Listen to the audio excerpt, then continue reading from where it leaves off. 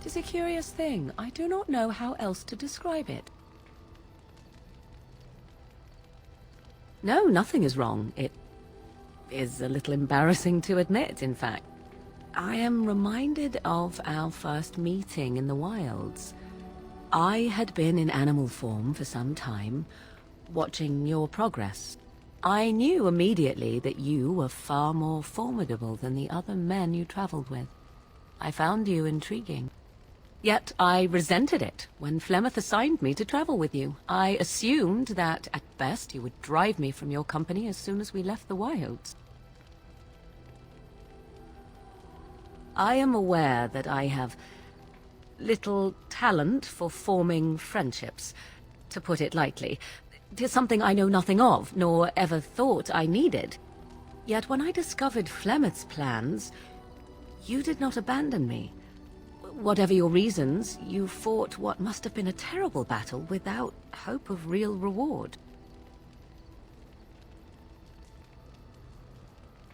And that is what I do not understand. I have been with men physically, those who lusted after me and even professed love, but friendship with a man? I did not know it was even possible. Tell me, could there ever be anything more? Between you and I, have you ever considered it? As I thought. I had to ask, of course. Still, 'tis good to think that we are friends. Of all the things I could have imagined when Flemeth told me to go with you, this would be the very last. I want you to know that while I may not always prove worthy of your friendship, I will always value it. But enough of such idle talk. There are more useful things to be done, surely. Do you remember our discussion? I just wanted to tell you that I thought about what you told me, and you were right. I didn't want to admit it, even to myself, but those years in Lothering, I yearned for the freedom and the recklessness that I knew in Orlais. The Maker made the world beautiful, but he also made it dangerous. To really experience it, I have to embrace this, not hide away in some nunnery. Sometimes, it takes another to show us the truths we hide from ourselves. I'm glad I left Lothering in your company. You have proven a true friend, and I thank the Maker for you. What's on your mind? Is something troubling you?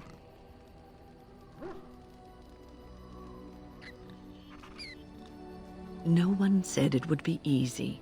You are one of the 2 surviving Grey Wardens in Ferelden. You defend all of us, and much rests on your shoulders. It may not mean much to you, but thank you for having the courage to continue to fight. And that gives me hope.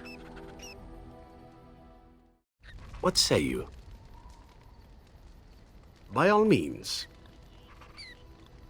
My adventures? I'm hardly an old man just returned from across the ocean, am I? Should I shake my fist at nearby children while I talk about the good old days? You mean you want to hear about the grueling training? Being locked in an oubliette for weeks at a time? The slavery? The festering injuries? Or are we seeking something more glamorous?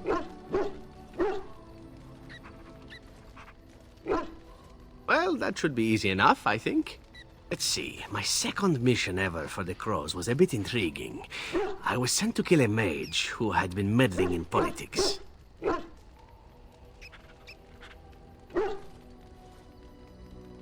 How should I know? I got the impression it involved sex, but then I get that impression about most everything. Odd, really. As it turned out, the mage in question was quite a delightful young woman. Long, divine legs, as I recall. I caught her in a carriage on her way to escape to the provinces. After I killed her guard, she got down on her hands and knees and begged for her life. Rather aptly, I might add. So I joined her in the carriage for the night and left the next morning. Well, yes, twice, actually. Then she decided to try and use me instead. The woman had actually convinced me to speak to the crows on her behalf. What can I say? I was young and foolish at the time. Then, as I was kissing her goodbye to return to Antiva City, she slipped on the threshold and fell backwards out of the carriage. Broke her neck. Shame, really, but at least it happened quickly.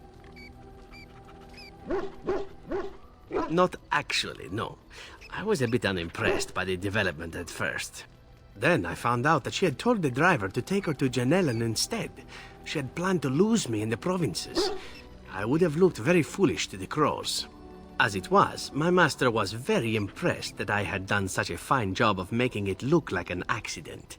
The circle of Magi was unaware of foul play, and everyone was happier all around. Like being spared by a benevolent mark who then helps me escape from the crows? Yes, it does seem to happen now and again, doesn't it? It was after that when I learned that one needn't let a pretty face go to your head. Professionalism was key. That's my moral of the day, you see. And one that not everyone learns, I'm sad to say. But that's enough tale spinning from me for the moment. Talking about the Mage has made me a bit nostalgic, I'm afraid. Ah, the good old days. Something you need, my dear?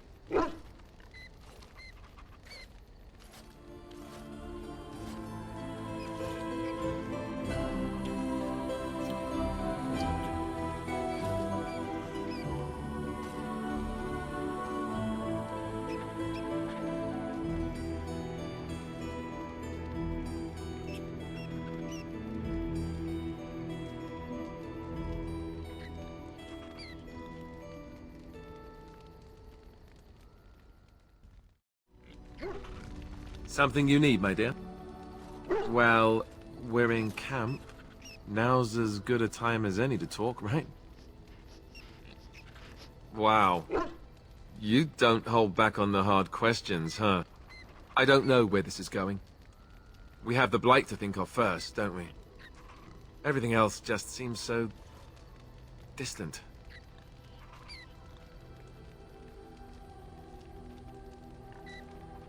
I agree. I don't intend to do anything to jeopardize that. Trust me.